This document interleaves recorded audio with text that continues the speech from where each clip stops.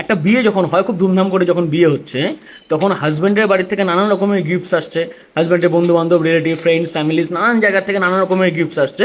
আবার on the other hand সেই বিয়ের সময় ওয়াইফের বাড়ির থেকে, রিলেটিভস থেকে, তাদের ফ্রেন্ড সার্কেল থেকে নানান রকমের গিফটস আসছে।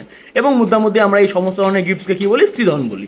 আমাদের লিগালি আইনেও এই প্রভিশন আছে যে এই একটা বিয়ের সময় যত ধরনের গিফটস হবে সমস্ত ধরনের গিফটসকে আমরা একসাথে বলছি স্ত্রীধন।